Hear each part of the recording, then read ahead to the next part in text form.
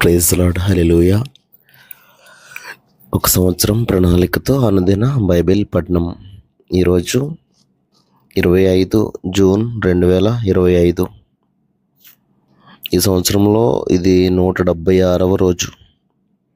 ఈరోజు కొరకు ఏర్పాటు చేయబడిన బైబిల్ వాక్య భాగాలు: పాత నిబంధన యోబు పుస్తకము 4, 5, 6 అధ్యాయాలు, మరియు కొత్త నిబంధన అపోస్తలుల కార్యములు 7వ అధ్యాయము 20వ వచనం నుండి 43వ వచనం వరకు. మొదటిగా యోబు 4వ అధ్యాయము. దానికి తేమానీయుడైన ఎలీఫజు ఇలాగు ప్రత్యుత్తరం ఇచ్చాను: ఎవడైనా ఈ సంగతి ఎత్తి నీతో మాట్లాడిన ఎడల నీకు వ్యసనము కలుగునా? అయితే వాదింపక ఎవడు ఊరుకొనగలడు? అనేకులకు నీవు బుద్ధి నేర్పిన వాడవు, బలహీనమైన చేతులను బలపరిచిన వాడవు. నీ మాటలు తొట్టిలో వారిని ఆదుకొని ఉండెను, కృంగిపోయిన మోకాళ్ళు గలవారిని నీవు బలపరిచితివి. అయితే ఇప్పుడు శ్రమ నీకు కలుగగా నీవు దుఃఖాక్రాంతుడవైతివి. అది నీకు తగులగా నీవు కలవరపడుచున్నావు. నీ భక్తి నీకు ధైర్యం పుట్టింపదా?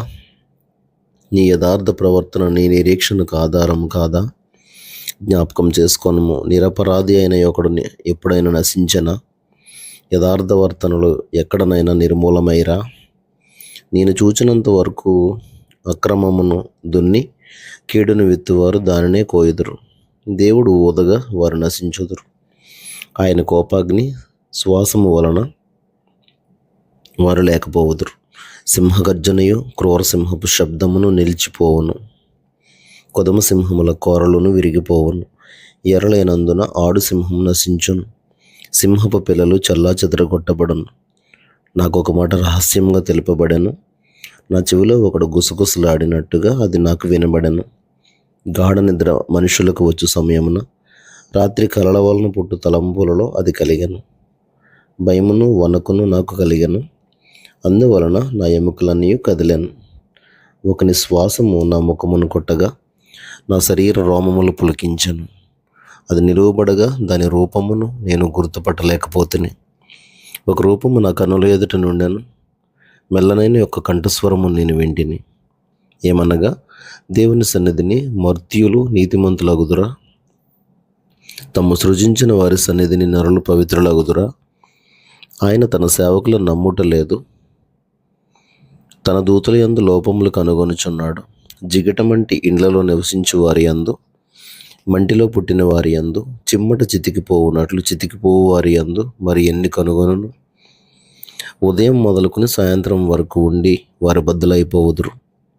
ఎన్నిక లేని వారై సదాకాలము నాశనమై ఉందురు. వారి డేరా త్రాడు తెగవేయబడును. వారు బుద్ధి కలుగకయే మృతి నొందుదురు. అలాగుననే జరుగుచున్నది కదా. యోబు 5వ అధ్యాయం. నీవు మొరలిడిన ఎడల నీకు ఉత్తరం ఇయ్యగలవాడెవడైనా ఉండునా? పరిశుద్ధ దూతలలో ఎవని తట్టు తిరుగుదువు? దౌర్భాగ్యమును గూర్చి ఏడ్చుట వలన మూఢులు నశించెదరు. బుద్ధి లేని వారు అసూయ వలన చచ్చెదరు. మూఢుడు వేరు తన్నుట నేను చూచి ఉన్నాను. అయినను తోడనే అతని నివాస స్థలము శాపగ్రస్తమని కనుగొంటిని. అతని పిల్లలు సంరక్షణ దొరకకయుందురు. గుమ్మములో నలిగిపోవుదురు. వారిని విడిపించువాడు ఎవడునూ లేడు. ఆకలి గొనిన వారు అతని పంటను తినివేయుదురు. ముండ్ల చెట్లలో నుండి వారు దాన్ని తీసుకొందురు. బోనులు వారి ఆస్తి కొరకు కాచుకొనుచున్నవి. శ్రమ ధూళిలో నుండి పుట్టదు, బాధ భూమిలో నుండి మొలవదు. నిప్పురవ్వలు పైకి ఎగురునట్లు నరులు శ్రమానుభవంనకి పుట్టుచున్నారు. అయితే నేను దేవుణ్ణి ఆశ్రయించుదును, దేవునికే నా వ్యాజ్యమును అప్పగించుదును. ఆయన పరిశోధింపజాలని మహాకార్యములను, లెక్కలేనని అద్భుత క్రియలను చేయవాడు. ఆయన భూమి మీద వర్షము కురిపించువాడు, పొలముల మీద నీళ్లు ప్రవహింపజేయువాడు. అట్లు ఆయన దీనులను ఉన్నత స్థలముల్లో నుంచును, దుఃఖపడు వారిని క్షేమమునకు లేవనెత్తును. వంచకులు తమ పన్నాగములను నెరవేర్చనేరకుండా ఆయన వారి ఉపాయములను భంగపరచును. జ్ఞానులను వారి కృత్రిమములలోనే ఆయన పట్టుకొనును, కపటుల ఆలోచనను తలక్రిందు చేయను. పగటి వేళ వారికి అంధకారం తారసిల్లును, రాత్రి ఒకడు తడవులాడునట్లు మధ్యాహ్న కాలమున వారు తడవులాడుదురు. బలాజ్యుల నోటి ఖడ్గము నుండి వారి చేతిలో నుండి ఆయన దరిద్రులను రక్షించును. కావున బీదలకు నిరీక్షణ కలుగును.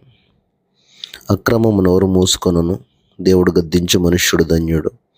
కాబట్టి సర్వశక్తుడగు దేవుని శిక్షను తృణీకరింపకము. ఆయన గాయపరిచి గాయమును కట్టును, ఆయన గాయము చేయను, ఆయన చేతులే స్వస్థపరచును. 6 బాధల్లో నుండి ఆయన నిన్ను విడిపించును, 7 బాధలు కలిగినను నీకు ఏ కీడును తగులదు. క్షామకాలమున మరణము నుండి, యుద్ధమున ఖడ్గ బలము నుండి ఆయన నిన్ను తప్పించును. నోటి మాటల చేత కలుగు నొప్పి నీకు తగలకుండా ఆయన నిన్ను చాటు చేయను.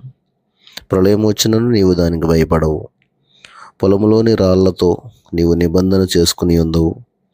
అడవి మృగములు నీతో సమ్మతిగా ఉండును. ప్రళయమును క్షామమును వచ్చినప్పుడు నీవు వాటిని నిర్లక్ష్యం చేయదు. అడవి మృగములకు నీవు ఏమాత్రమును భయపడవు. నీ డేరా క్షేమ నివాసమని నీకు తెలిసి ఉండును. నీ ఇంటి వస్తువులను నీవు లెక్క చూడగా ఏదియూ పోయి ఉండదు. మరియు నీ సంతానం విస్తారమగుననియు, నీ కుటుంబీకులు భూమి మీద పచ్చిక వలె విస్తరించుదురనియు నీకు తెలియను.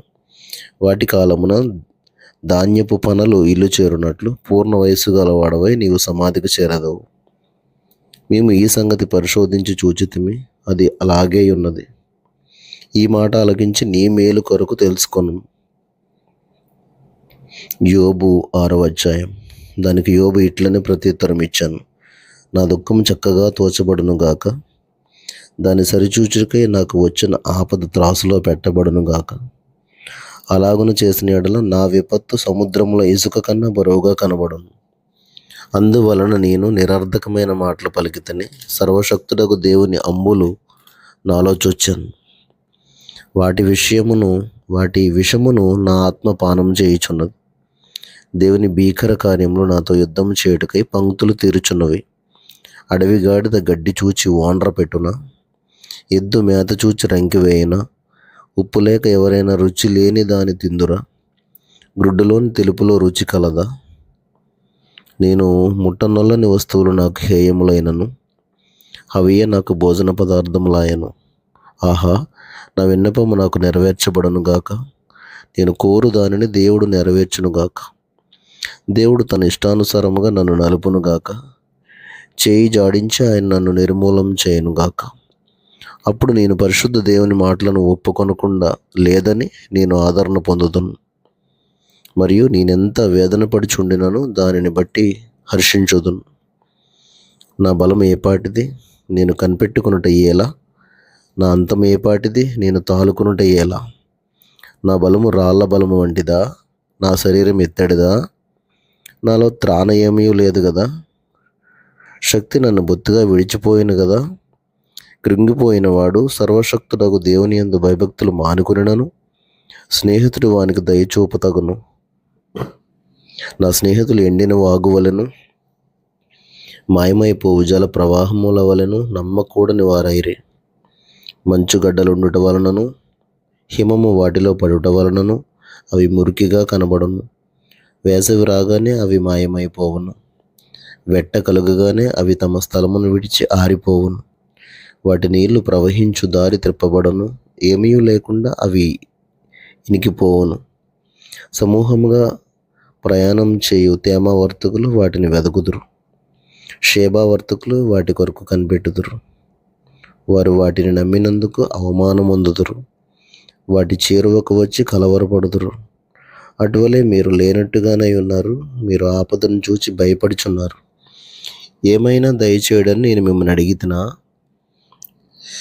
మీ ఆస్తిలో నుండి నా కొరకు బహుమానం ఏమైనా తెమ్మని అడిగితినా? పగవాని చేతుల నుండి నన్ను విడిపింపుడని అడిగితినా? బాధించు వారి చేతుల నుండి నన్ను విమోచింపుడని అడిగితినా? నాకు ఉపదేశం చేయుడి, నేను మౌనునై ఉండదను. ఏ విషయమందు నేను తప్పిపోతునో అది నాకు తెలియజేయుడి. యథార్థమైన మాటలు ఎంతో బలమైనవి, అయినను మీ గద్దింపు దేనికి ప్రయోజనం? మాటలను గద్దించుదామని మీరు అనుకొందురా? నిరాశ గలవాని మాటలు గాలి వంటివే గదా. మీరు తండ్రి లేని వారిని కొనుటకై చీట్లు వేయుదురు, మీ స్నేహితుల మీద బేరము సాగింతురు. దయచేసి నా వైపు చూడుడి, మీ ముఖము ఎదుట నేను అబద్ధమాడుదునా? అన్యాయం లేకుండా నా సంగతి మరలా విచారించుడి, నేను నిర్దోషినిగా కనబడదును. నా నోట అన్యాయం ఉండునా? దుర్మార్గత రుచి నా నోరు తెలుసుకొనజాలదా?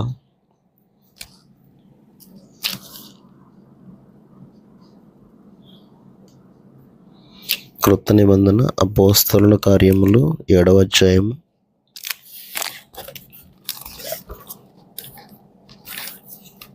20వ వచనం నుంచి 43వ వచనం వరకు. ఆ కాలమందు మోషే పుట్టెను. అతడు దివ్య సుందరుడై తన తండ్రి ఇంట 3 నెలలు పెంచబడను. తరువాత అతడు బయట పారవేయబడినప్పుడు ఫరో కుమార్తె అతనిని తీసుకుని తన కుమారునిగా పెంచుకొనెను. మోషే ఐగుప్తీయుల సకల విద్యలను అభ్యసించి మాటలయందును కార్యములయందును ప్రవీణుడై ఉండెను. అతనికి 40 ఏండ్లు నిండవచ్చినప్పుడు ఇశ్రాయేలీయులైన తన సహోదరులను చూడవలనన్న బుద్ధి పుట్టెను. అప్పుడు వారిలో ఒకడు అన్యాయమును అనుభవించుట అతడు చూచి వారిని రక్షించి బాధపడిన వాని పక్షమున ఐగుప్తీయుని చంపి ప్రతీకారం చేశాను. తన ద్వారా తన సహోదరులకు దేవుడు రక్షణ దయచేయుచున్న సంగతి వారు గ్రహింతురని అతడు తలంచెను గాని వారు గ్రహింపరైరి. మరునాడు 2 పోట్లాడుచుండగా అతడు వారిని చూచి, అయ్యలారా, మీరు సహోదరులు, వీరెందుకు ఒకరినొకడు అన్యాయం చేసుకొనిచున్నారని చెప్పి వారిని సమాధానపరచజూచెను. ఆయనను తన పొరుగువానికి అన్యాయం చేసిన వాడు మా మీద అధికారిని గాను తీర్పరిని గాను నేను నియమించిన వాడెవడు? నీవు నిన్న ఐగుప్తీయుని చంపినట్టు నన్నును చంపదలిచి ఉన్నావని అతన్ని త్రోసివేశాను. మోషే ఆ మాట విని పారిపోయి మిద్యాను దేశంలో పరదేశి అయి ఉండి అక్కడ 2 కుమారులను కనెను. 40 ఏండ్లైన పిమ్మట సీనాయి పర్వతారణ్యమందు ఒక పదిలోని అగ్నిజ్వాలలో ఒక దేవదూత అతనికి అగపడెను. మోషే చూచి ఆ దర్శనమునకు ఆశ్చర్యపడి దాన్ని నిదానించి చూచుటకు దగ్గరకు రాగా, నేను నీ పితరుల దేవుడను, అబ్రహాము, ఇస్సాకు, యాకోబుల దేవుడను అని ప్రభువు వాక్కు వినబడెను. గనుక మోషే వణికి నిదానించి చూచుటకు తెగింపలేదు. అందుకు ప్రభువు, నీ చెప్పులు విడువము, నీవు నిలిచి ఉన్న చోటు పరిశుద్ధ భూమి. ఐగుప్తులోనున్న నా ప్రజల దురవస్థను నేను నిదానించి చూచితిని. వారి మూలుగు వింటిని, వారిని విడిపించుటకు దిగివచ్చి ఉన్నాను. రమ్ము, నేనిప్పుడు నిన్ను ఐగుప్తునకు పంపుదునని అతనితో చెప్పాను. అధికారినిగాను తీర్పరినిగాను నన్ను నియమించిన వాడెవడని వారు నిరాకరించిన ఈ మోషేను అతనికి పొదలో కనబడిన దేవదూత ద్వారా దేవుడు అధికారినిగాను విమోచకునిగాను నియమించి పంపాను. ఇతడు ఐగుప్తులోను ఎర్ర సముద్రంలోను 40 ఏండ్లు అరణ్యములోను మహత్కార్యములను సూచక క్రియలను చేసి వారిని తోడుకుని వచ్చాను. నా వంటి ఒక ప్రవక్తను దేవుడు మీ సహోదరులలో మీకు పుట్టించును అని ఇశ్రాయేలీయులతో చెప్పిన మోషే ఇతడే. సీనాయి పర్వతము మీద తనతో మాట్లాడిన దేవదూతతోనూ తన పితరులతోనూ అరణ్యంలోని సంగమందు ఉండి మనకిచ్చుటకు జీవవాక్యములను తీసుకొనిన వాడితడే. ఇతనికి మన పితరులు లోబడనొల్లక ఇతనిని త్రోసివేసి తమ హృదయములలో ఐగుప్తునకు పోగోరిన వారై, మాకు ముందు నడిచినట్టు దేవతలను మాకు చేయము, ఐగుప్తు దేశంలో నుండి మనలను తోడుకుని వచ్చిన ఈ మోషే ఏమాయనో మాకు తెలియదని అహరోనుతో అనిరి. ఆ దినములలో వారికి దూడం చేసుకుని ఆ విగ్రహమునకు బలి నర్పించి తమ చేతులతో నిర్మించిన వాటి యందు ఉల్లసించరి. అందుకు దేవుడు వారికి విముఖుడై ఆకాశ సైన్యమును సేవించుటకు వారిని విడిచిపెట్టాను. ఇందుకు ప్రమాణముగా ప్రవక్తల గ్రంథమందు ఇలాగూ రాయబడి ఉన్నది, ఇశ్రాయేలు ఇంటి వారలారా, మీరు అరణ్యంలో 40 ఏండ్లు బలిపశువులను అర్పణములను నాకు అర్పించితిరా? మీరు పూజించుటకు చేసుకున్న ప్రతిమలైన మొలోకు గుడారమును, రొంఫాయను దేవత యొక్క నక్షత్రమును మోసుకుని పోతిరి. గనుక బబులోను ఆవలికి మిమ్మల్ని కొనిపోయేదను. దేవుడు తన పరిశుద్ధ వాక్యమును మన వినికిడిలో దీవించునుగాక. ఆమేన్.